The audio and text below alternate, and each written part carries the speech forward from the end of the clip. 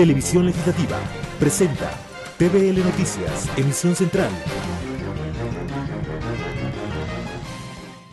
Miércoles 2 de agosto de 2017, amigos y amigas, bienvenidos a una emisión más de TVL Noticias, emisión central. Gracias a quienes nos sintonizan a través del canal 42 en Quito y por internet a través de tvl.asambleanacional.gov.es y en nuestra web institucional www.asambleanacional.gov.es. De inmediato con la información.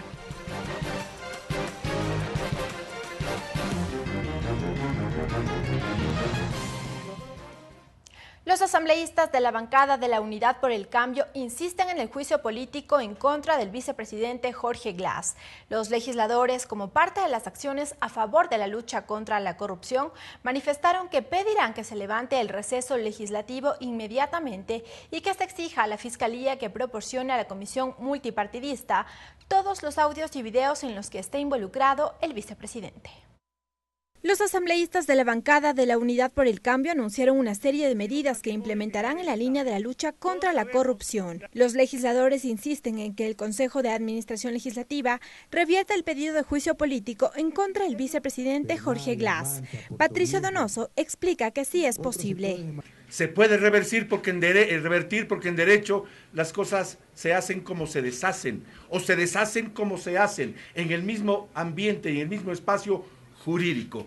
Sin embargo, para el asambleísta oficialista Franklin Samaniego, el tema ya fue resuelto y ahora está en la cancha de la Fiscalía. Pero la Fiscalía tiene que tomar las acciones correspondientes y si hay que llamar a los que tengan que llamar para que den sus versiones, así tendrá que ser. El asambleísta Roberto Gómez explicó también que exigen que se suspenda el receso legislativo y que se pida a la Fiscalía dé a conocer por medio de la Comisión Multipartidista de la Asamblea Nacional todos los audios y videos dentro del caso Odebrecht. Especialmente los que se mencione a Jorge Glass, el nombre de Jorge Glass. Reiterar la solicitud realizada por la asambleísta Yanine Cruz ante la Fiscalía para que se dicte la prohibición de salida del país del ciudadano Jorge David Glass Espinel. También consideran importante convocar al fiscal general para que comparezca ante el legislativo e informe sobre el avance del caso Odebrecht. Los asambleístas reiteraron que si no tienen respuesta por parte del legislativo, llevarán el caso ante la Corte Constitucional. Además, expresaron su respaldo a todos los ecuatorianos que salgan a manifestarse pacíficamente en las calles. Lorena Espinosa, TVL Noticias. Tras los audios entregados a la justicia brasileña en el marco de la investigación del caso Odebrecht, en el que supuestamente se menciona el nombre de Jorge Glass y que fueron difundidos en varios medios de comunicación, a través de su cuenta de Twitter, el vicepresidente Glass se pronunció al respecto. En un comunicado asegura que colaborará con la justicia y exigió respeto con el manejo de la información. El vicepresidente de la República, a través de un comunicado publicado en su cuenta de Twitter, expresó: ratifico mi voluntad de apoyar todas las investigaciones que sean necesarias para que la verdad brille y se sancione todo acto de corrupción. Mediante el documento, Jorge Glass asegura que Odebrecht es una empresa corrupta y corruptora que a través del espionaje político ha intentado involucrarlo en su trama delictiva y vengarse del proceso de la Revolución Ciudadana. El vicepresidente manifestó que por casi un año he sido sujeto de los más miserables ataques que persona alguna haya sufrido en historia del país, motivado por razones políticas. Jorge Glass afirmó que buscan destruir su honra y la de su familia. Por ello, exigió respeto y rigurosidad en el manejo de la información. Lorena Espinosa, TVL Noticias. Cambiamos de tema. La prioridad de trabajo para este nuevo periodo legislativo por parte de la Comisión de Justicia y Estructura del Estado se enfocará en las reformas al Código de la Niñez y Adolescencia, al Código Integral Penal y al Código de la Democracia. Así lo explicó Franklin Samaniego, vicepresidente de la Mesa Legislativa. El Código Administrativo y la Ley sobre Paraísos Fiscales son temas que al inicio de este nuevo periodo legislativo fueron analizados al interior de la Comisión de Justicia.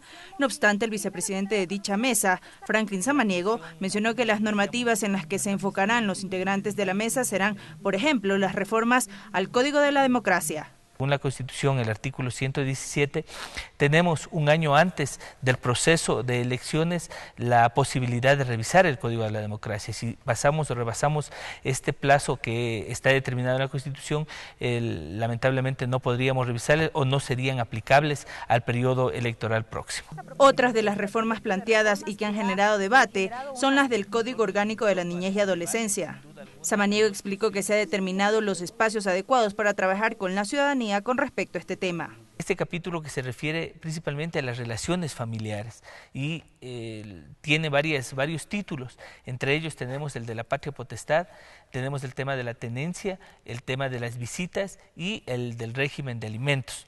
Además, el legislador agregó que 279 artículos del COIP serán reformados. Sino también a tratar en el plazo determinado por la Corte temas, por ejemplo, en razón de violencia intrafamiliar, violencia de género, el femicidio. Cabe mencionar que entre otras de las leyes que posteriormente analizará la comisión serán las reformas a la Ley de Participación Ciudadana y a la Ley de la Contraloría General del Estado. María Fernanda Medina, TVL Noticias. Por otra parte, autoridades de la Asociación Ecuatoriana de Software entregaron al presidente de la Asamblea Nacional, José Serrano, el proyecto de ley de software. Esta iniciativa generaría inversión extranjera y la creación de plazas de trabajo.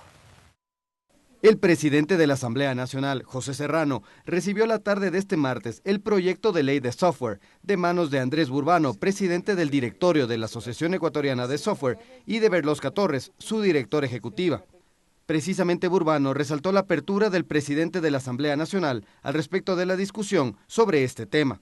Estamos muy contentos porque la presidencia de la Asamblea Nacional ha decidido tomarla personalmente y auspiciarla y lanzarla en la Asamblea Nacional para que ya entre en su proceso de aprobación. Una respuesta realmente muy positiva del presidente, siempre estuvo muy abierto a conversar con nosotros desde que tuvimos las primeras conversaciones. Asimismo sostuvo que esta normativa, de aprobarse, ubicaría a nuestro país a la par de otras naciones de la región, con exitosos resultados en el campo. Es un día histórico para nosotros y esta ley lo que nos hace es nos pone a la par con países como Argentina o Uruguay o Costa Rica o México que han tenido ya muy buenos resultados, exitosos resultados desde hace muchos años con este tipo de leyes. Por su parte, Berlosca Torres dio a conocer qué incentivos traería esta ley.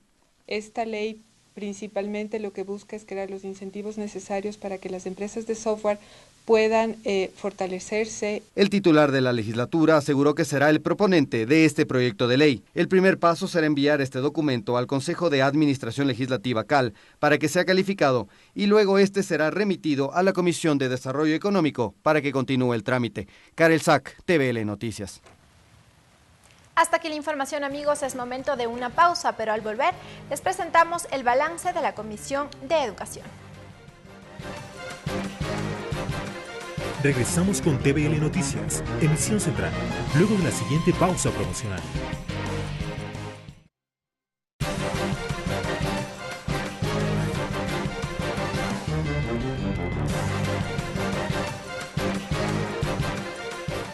Amigas y amigos, saludos cordiales, qué gusto estar nuevamente con ustedes. Hoy nos acompaña el asambleísta Augusto Espinosa, quien es presidente de la Comisión de Educación de la Asamblea Nacional, con quien dialogaremos acerca del trabajo desarrollado al interior de esta mesa legislativa en este periodo. Asambleísta, bienvenido. Muchas gracias, Belkis, un gusto estar aquí. Asambleísta, a usted y a quienes nos sintonizan a esta hora queremos invitarles a revisar un reportaje que recoge quiénes son los integrantes de la Comisión de Educación para este periodo legislativo. El presidente de la Comisión de Educación es Augusto Espinosa del Movimiento Alianza País. Su vicepresidenta es la legisladora Silvia Salgado del Movimiento Alianza País en coalición con el Partido Socialista. Los legisladores del Movimiento de Gobierno en la Comisión de Educación son Noralma Zambrano, Teresa Benavides, Amapola Naranjo. Los legisladores en coalición Alianza País Unidad Primero es Luis Quijije. Por parte del Movimiento Creo, Rómulo Minchala. Pedro Curichumbi en Alianza Creo con Amauta Yuyay. Del Partido Social Cristiano, Dayana Pazley. Por parte del Movimiento Peninsular Creyendo en Nuestra Gente, Jimmy Candel. Y del Movimiento Suma, Israel Ludovico Cruz. Bien, asambleísta, nuevamente la bienvenida a este espacio, qué gusto tenerlo con nosotros. Un poco dialogar acerca de lo que anunciábamos al inicio de este programa, cuál ha sido el trabajo desarrollado al interior de la comisión desde mayo, cuando inició este periodo legislativo. Nos hemos concentrado alrededor de dos leyes orgánicas, la Ley Orgánica de Educación Superior y la Ley Orgánica de Educación Intercultural. En relación a esta última, una semana, 2 semanas después de habernos posesionado en los cargos acá en Asamblea, la Red de Maestros por la Revolución Educativa nos entregó un proyecto de reforma a la ley. Inmediatamente organizamos talleres en territorio, visitamos las 9 zonas administrativas del sistema de educación, de tal manera que con la comunidad educativa se puede enriquecer la propuesta de la ley. Ese proceso terminó ya y en este momento estamos sistematizando los aportes que fueron dados en estos talleres. Y de otro lado tenemos la Ley Orgánica de Educación Superior. En el periodo legislativo anterior ya se había presentado un informe para primer debate de esta ley. Nosotros solicitamos hacer un alcance a ese informe. ¿Y por qué solicitamos hacer un alcance a ese informe? Porque durante la campaña electoral surgieron preocupaciones alrededor de 2 temas básicos. El primero, el sistema de nivelación y admisión, y el segundo, la necesidad de fortalecer la formación técnica tecnológica.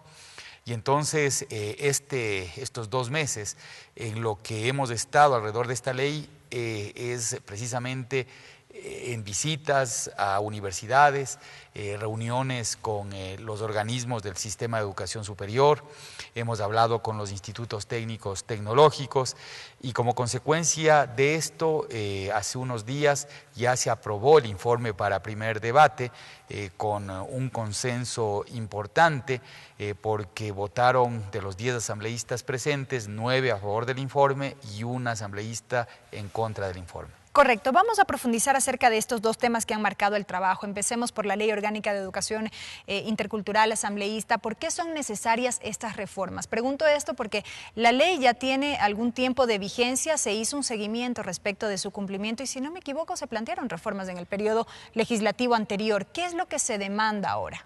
En el 2015 se hicieron ya algunas reformas como consecuencia de precisamente la evaluación que hizo la función legislativa. Sin embargo, después de operar esta ley por más de 6 años, fue promulgada en el 2011, se vio como necesario, o la Red de Maestros vio como necesario una reforma adicional. ¿Qué contempla esta propuesta? Esta propuesta lo que contempla es primero desarrollar la preasignación presupuestaria que consta en la Constitución. La Constitución habla de que debemos llegar a un gasto o inversión en educación equivalente al 6% del Producto Interno Bruto, con incrementos anuales del 0.5% del PIB. Y entonces, eso establece la Constitución, pero no se define en la ley una asignación óptima o criterios de asignación para esta preasignación. Entonces, lo que hace la propuesta es decir hacia dónde prioritariamente deberían orientarse esos nuevos recursos que recibirá el sistema de educación y quiénes son las instituciones o cuáles son las instituciones que deberían ser consideradas parte del sistema de educación. Y ahí se establece, por ejemplo, que evidentemente el Ministerio de Educación es una institución, el Instituto Nacional de Evaluación es otra de las instituciones, el Instituto de Lenguas y Saberes Ancestrales es otra de las instituciones del sistema y la cuarta es la Universidad Nacional de Educación. Entonces, todos los recursos para el sistema de educación se deberían canalizar a través de estas instancias. Y después, ¿en qué utilizar estos incrementos presupuestarios? Y aquí el uso tiene que ver con la mejora en la calidad educativa. Lo que se propone es un fortalecimiento de la carrera docente a través de mejorar el escalafón docente. Lo que se dice es que se debería igualar al menos al escalafón del personal de las Fuerzas Armadas y de la Policía. Lo segundo, tener un presupuesto permanente para capacitación, actualización profesional y formación de los maestros y maestras. Y lo tercero, recursos para el mantenimiento permanente de la infraestructura educativa. Después se habla también de la necesidad de una amplia cobertura, de seguir avanzando en este gran objetivo de tener universalizada la educación hasta el bachillerato.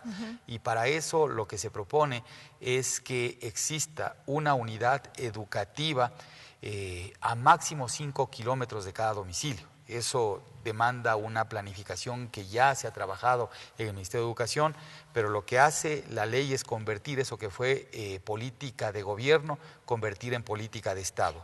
Un adecuado ordenamiento de la oferta educativa. ¿Esto tiene que ver, asambleísta, con las denominadas escuelas unidocentes? Las escuelas unidocentes fueron la condena para los niños y jóvenes, o a través de esas escuelas en la práctica lo que se hacía es condenarles a la pobreza, porque se reproducía el círculo de la pobreza. Y precisamente el ordenamiento, lo que se denominó ordenamiento de la oferta educativa, rescata la educación comunitaria, rescata la educación intercultural bilingüe, pero fortaleciéndola, no manteniendo esas escuelitas precarias que terminan siendo un engaño social, no bajo el mismo esquema. Entonces, eso garantiza esta reforma. Y lo otro, la atención a las necesidades educativas especiales. Quizá ahí es donde más esfuerzo tenemos que hacer en este momento, porque si bien se ha avanzado en atender necesidades educativas especiales asociadas a las discapacidades,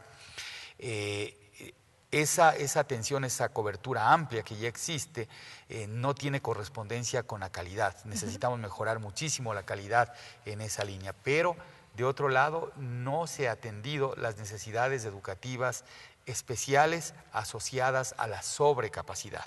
¿A qué me refiero? Por ejemplo, los talentos deportivos ecuatorianos. Si un deportista sale a competir internacionalmente, representándonos, por decir algo, en las Olimpiadas, es posible que pierda el año por faltas. Es decir, no hay los conceptos de atención a este tipo de educación especial que se requiere cuando hay un talento en el deporte, en el arte, en la música en general. Entonces, se desarrolla también esto. Y lo otro, que también es interesante y que ya lo ha anunciado incluso el propio ministro de Educación actual, la necesidad de apuntalar el bachillerato técnico productivo.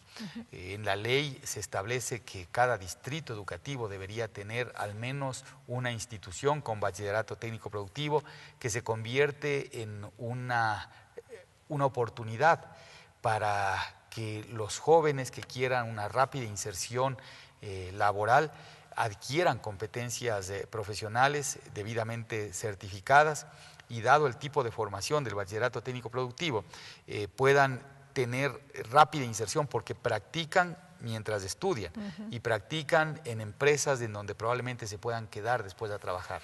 Correcto. Asambleísta Espinosa, un poco para ir cerrando este tema y en la medida en que hemos revisado los grandes ejes, si se quiere, de estas reformas, si bien partió de una iniciativa de la Red de Maestros, ¿qué dice la comunidad estudiantil respecto de esta propuesta?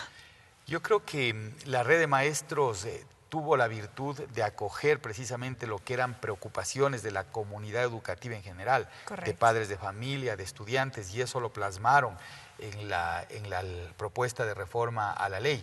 Entonces, cuando vamos al territorio a conversar con la comunidad, lo que vemos es una correspondencia casi total de sus inquietudes con lo que ya está propuesto. Correcto. Hay algunas cosas que se han ido añadiendo, fundamentalmente asociadas al tema de educación intercultural bilingüe, que también se considera debe ser fortalecida. Por ejemplo, que todos los circuitos educativos donde existe población mayoritaria de una nacionalidad, todas las escuelas de ese circuito deberían ser interculturales bilingües.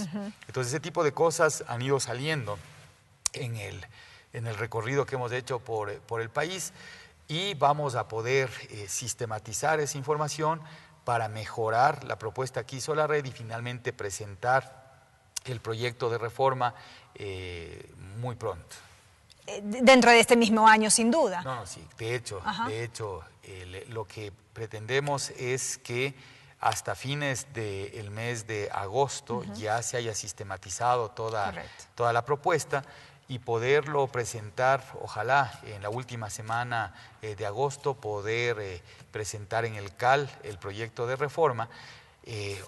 Esperamos que se califique de manera pronta y trabajar de forma acelerada en el primer informe, porque en la práctica, con lo que hemos hecho hasta ahora, con los talleres en territorio en los que ha participado prácticamente todos los miembros de la comisión, en la práctica ya habríamos estado debatiendo el informe para el primer, para el primer debate. No obstante, se siguen pleno. nutriendo de Claro, estas nos seguimos nutriendo, entonces cuando llegue ya calificado el proyecto, el trabajo adelantado va a ser muchísimo. Correcto. Las reformas a la Ley Orgánica de Educación Superior, asambleísta Espinosa, usted citaba 2 temas al menos, lo que tiene que ver con esta preocupación que la vimos inclusive desde mucho antes de la campaña electoral sobre el ingreso a las universidades por parte de los estudiantes. ¿Qué es lo que se trabaja en esta propuesta ya puntualmente? Bueno, primero decir que el tratamiento que se dio al tema en la campaña electoral fue absolutamente perverso. Porque a partir de una falsedad se intentó construir una propuesta alternativa, porque y eso ya lo han constatado todos los asambleístas, incluso los asambleístas que pertenecen a bancadas que se las podría denominar de oposición. Cuando visitamos las universidades, escuelas politécnicas, todas las autoridades han manifestado que nunca se obligó a un estudiante a estudiar una carrera que él no quería, que todas las carreras que se asignaban eran consecuencia de la manifestación de preferencias del propio estudiante. Entonces, más allá de eso, que se iba a convertir en una especie de mito, más allá de eso, sí consideramos que había que mejorar el articulado alrededor del sistema de nivelación y admisión. Mejorar el articulado incorporando también ciertos conceptos. Por ejemplo, lo que hemos hecho es definir como obligatorio para los planteles educativos el que junto con el título de bachiller se emita un certificado de que los estudiantes pasaron por un proceso de orientación vocacional y profesional. Con este proceso lo que hacen es tener mucha más claridad el momento de manifestar sus preferencias. Se establece también en el proyecto que el estudiante es libre de postularse a las carreras e instituciones que él quiera postularse. Ya después se normará con mayor especificidad eso en los reglamentos y demás, pero se garantiza la libertad de postulación. El examen Ser Bachiller, que es el examen de grado, se utiliza como herramienta de evaluación para asignar los cupos que ofertan las universidades, escuelas politécnicas e institutos superiores. Si es que alguien no obtiene un cupo, entonces habrá la posibilidad de que vaya a un periodo de nivelación o propedéutico, como le queramos llamar. Finalizado ese propedéutico, habrá una evaluación y de aprobarse este curso, entonces se abre la posibilidad de que también por esa vía ingresen a la educación superior. Y aquí lo que queremos también dejar claro es que el tener un buen sistema de nivelación y admisión no resuelve todo lo que implica un crecimiento enorme de la demanda. Cada vez son más estudiantes los que obtienen el título de bachillerato. ¿Por eso es que se habla de este fortalecimiento en cuanto a la formación técnica y tecnológica? Por eso se habla. Una de las alternativas tiene que ser la formación técnica y tecnológica. Y entonces, ¿cómo convertir en alternativa? Primero, caracterizando a la formación técnica y tecnológica como formación efectivamente de educación superior, porque hasta ahora la habíamos tratado como una especie de subnivel de educación superior. Entonces, lo que estamos haciendo es otorgándole a los institutos superiores, técnicos tecnológicos, otorgándoles el estatus real de educación superior, y a los títulos que se otorgan en este nivel, catalogándolos como de tercer nivel técnico, o sea, particularizando, diciendo que es tercer nivel técnico. Y entonces con esto los títulos adquieren automáticamente valor, por ejemplo, en el sector público. Porque cuando alguien va con el título de técnico o tecnólogo al sector público no se lo trata como profesional, se lo trata más o menos como un auxiliar. Porque demandan una licenciatura, una ingeniería y demás títulos de tercer nivel como se los conoce ahora. Estamos cambiando completamente. Correcto. esto. Asambleísta, con esto cierro. ¿Para cuándo ya ya presentaron de hecho el alcance a este informe para primer debate de las reformas a la LOES, expectativa en todo caso por lo que sería ya su trámite en el Pleno? Sí, esperamos que la primera semana después del receso ya se pueda tratar esto en el Pleno para primer debate y seguramente se incorporarán muchos temas para el segundo debate. Por ejemplo, la necesidad de que esta formación técnica tecnológica que ya se la cataloga de tercer nivel tenga una evaluación muy rigurosa de su calidad. Correcto. Porque es tan importante el técnico o tecnólogo como el ingeniero o como el PhD, cumplen una función social sumamente trascendente. Entonces, su evaluación tiene que ser sumamente rigurosa. Se tendrá que hablar de otros temas como, por ejemplo, del gobierno del sistema, el fortalecimiento del Consejo de Educación Superior. Es decir, hay muchas cosas que las trataremos entre el primero y segundo debate. Veremos aquello sin duda justamente en la discusión aquí en el Pleno de la Asamblea. Asambleísta Espinosa, gracias por habernos acompañado y éxitos en esta gestión. Muchas gracias y siempre un gusto. El asambleísta Augusto Espinosa, presidente de la Comisión de Educación de la Asamblea Nacional, a propósito del trabajo cumplido hasta la fecha al interior de este órgano parlamentario. Amigos, gracias por habernos acompañado.